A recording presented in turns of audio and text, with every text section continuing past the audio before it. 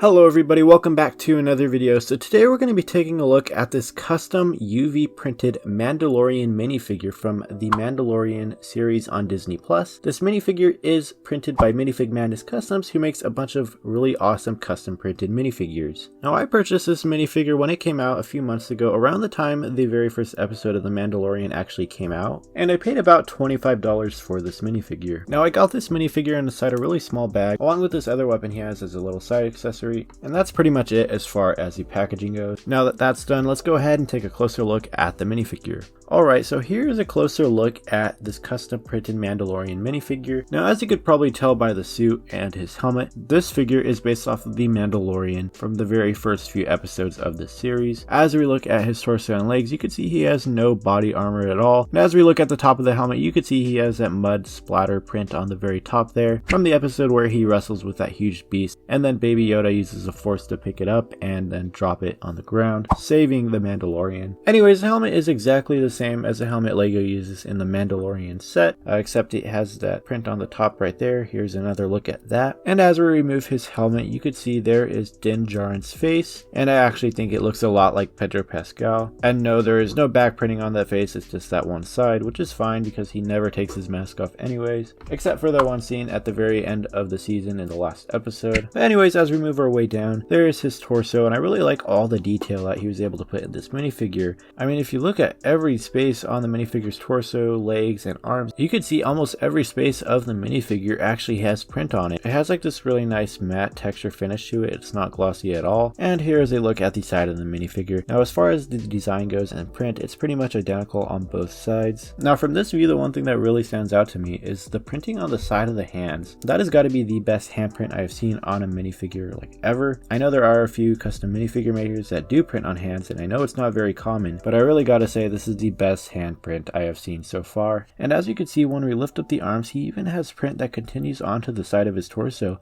again, which is not very common on a lot of these custom minifigures. And I really like the fact that he took the time and added all this detail. And as you can see on his belt, on the left side of his body, he has these 4 explosives or thermal detonators or tracking beacons or whatever they're called. I'm not sure exactly what they are. And right under that, he even has printing on the side of the legs, which looks amazing as well. And the right side of his body is almost identical. The only thing is that the printing is a little bit misaligned. However, that's not a big deal since his arms are covering that most of the time. And the belt strap from his right leg also continues onto the side of his leg as well. And taking a look at the back of the minifigure, I actually removed his cape so you could get a better look at that. He has no printing at all, none on the torso, belt, or the legs. However, it's not really necessary considering he has his cape covering it most of the time. Now I gotta admit, it would have been cool to see some back print or even leg printing. However, you're not going to see it ever, and I think with what we got, it completely makes up for that. And in case you wanted to know a little bit more about the cape he's wearing, no, I do not believe this is a Lego cape. It actually feels a lot thicker than what Lego uses, but it still has really nice quality. Alright, so lastly, here's a look at the weapon that the Mandalorian comes with. I believe this is actually a brick arms weapon. At first it didn't really look like it to me, but I just read on the website that it is a brick arms weapon, so that's a really cool fact about this minifigure, and I think it looks really cool. I don't know exactly what type of weapon this is. If you do know, please comment in the comment section below. But anyways, I think that's going to do it for this video. If you guys enjoyed, please be sure to drop a like, and if you are not already subscribed, please do so by hitting the button down below. Anyways, that's going to do it for today's video, and I will see you guys in the next one.